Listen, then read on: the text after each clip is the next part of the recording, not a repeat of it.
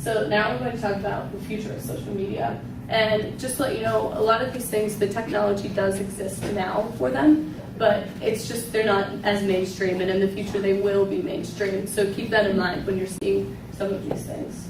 So the first thing we looked at was in 1 year from now, where social media will be. One issue that we saw a lot in our research is that people are kind of frustrated that all their social media networks haven't aggregated onto one website yet. In the future, we really see this happening. There's a lot of people that want to see this happen with all groups just being in one.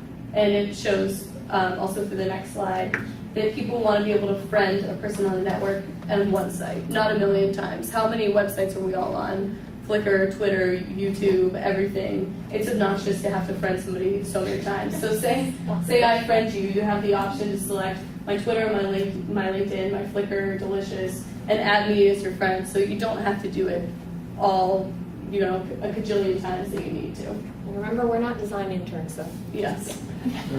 And then we kind of honed in on this before with two of our other campaigns with Freewheelin' and then with Doritos. The cultural movement, the idea that campaigns are going to shift cultural movements instead of just, campaigns that last for a bit and then they're over. These things are really going to be here to stay. Really quickly, we believe that social media will be used more to get public perceptions in the product development stage. So this is actually my roommate from college. She started a clothing company for kidney dialysis and chemotherapy patients. So she's been very active with also, already figuring out her manufacturing and financing, which takes a lot of time. She's still active in the social space by constantly finding people who are tweeting about dialysis and chemo treatments and reaching out to them to try to get opinions, surveys filled out, and just general communication and feedback. So I think that's a really strong point from their brain that's going to differentiate themselves. And so this has also been used in the Joffreys with Creating Coffee 2.0. And with Obama as well, getting the insight and opinions from people, pulling them into his ideas and everything else. Another thing that we saw as well in Obama, but we'll continue to see in the future, is social media czars at companies. A lot of companies are talking about how they want to have one person that is in charge of all the social media. It may be from promoting within and training or hiring an entirely new person, but they want to have someone who can master all social media and use it effectively instead of having a Facebook or a Twitter that nobody updates and uses correctly, just using all the information to get, real-time stuff out of it. And we'll open a discussion on this part at the end, as in who's responsible for this. In the future.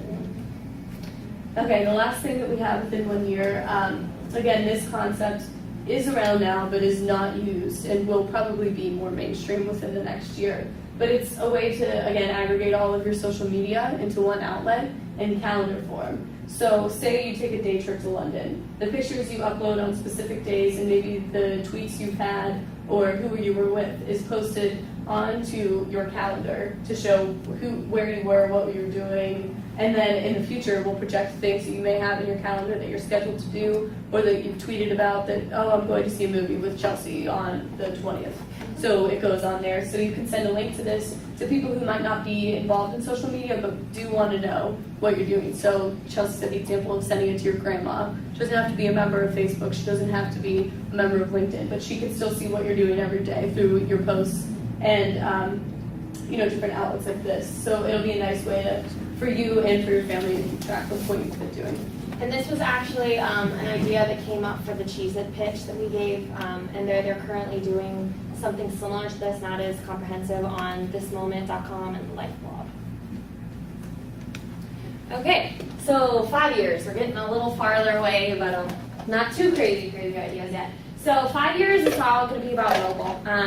Like I said earlier, with European campaigns, they're kind of behind us in some aspects, but they are worlds ahead of us in the mobile aspect.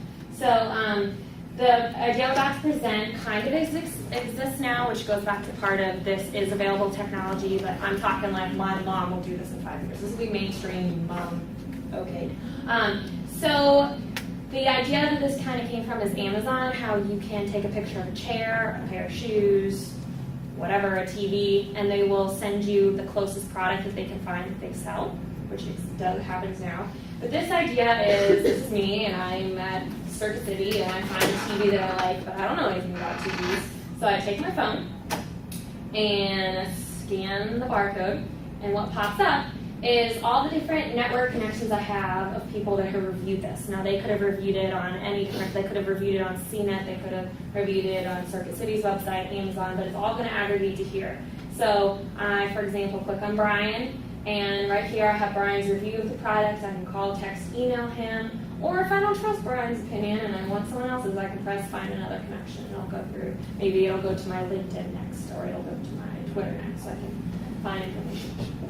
Does anybody recognize this? Do you have any Coloraders? No one knows what this is? Okay, well, me and I, in our future social media discussion, we're like, what crazy ideas can we get? And we're like, let's think about Harry Potter. So this is the Mrs. Weasley's clock in Harry Potter that's in her kitchen. That's how she keeps track of where her kids are, because she has so many little ginger redheaded kids. So, yeah, I know. Okay, so if you go to the next slide, this is kind of our idea for like moms or people who, unlike us, aren't at the computer for 9 hours a day and keep up to date with stuff. So this idea can be viewed on a TV, a phone, projected on a wall, something, you know, like if your mom's in the kitchen all day, or my mom's a painter, she's painting, she doesn't have time to check her email like frequently and check her email. So it's kind of an idea that she can choose people, so that's actually my dad. You can have like your family members, and it can kind of aggregate in stuff from social media or text messages. So she knows what my dad's doing, she doesn't have to call him. My brother wants to come home and mooch off the leftovers, so she needs to reheat something. And I just posted pictures from my vacation. It also has got her inbox, and on, you know, this is 10, almost 10:10, it's a little pop-up digital reminder saying, hey, you have a hair appointment, don't forget, don't get caught up in something. So this would be for more of the people who aren't like us and are slaves to the golden glowing box. Okay, this is where it gets a little crazy. 10 years, it's, you know, who knows really what we'll be doing, but we have some good ideas based on some available technologies today. So augmented reality is already being used by several people, including like Doritos. Doritos has some late night packages that have a special logo on the back you can hold up to a webcam.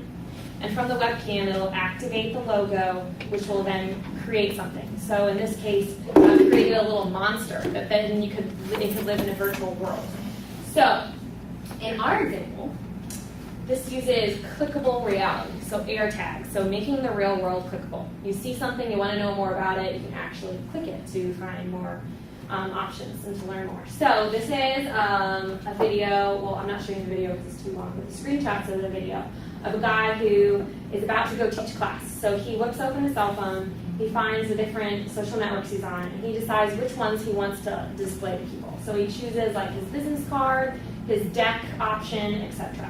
So he chooses them, and as you can see, they're floating above his head because somebody can actually click on those once they view him through their camera, which I'll show you next. So he's teaching his class, and female student pulls up her cell phone and holds it to his face, and his social networks that he had set already pop up around her, around his head. Then she's able to click on them using her phone, just like the iPhone, and up comes all the things that he just chose. So she's able to download the company presentation that he's giving right at this moment to her phone. This is currently being done on some smaller scales by Miami. They're doing some business cards like this. It won't be available for about a year, but they're tinkering around with it.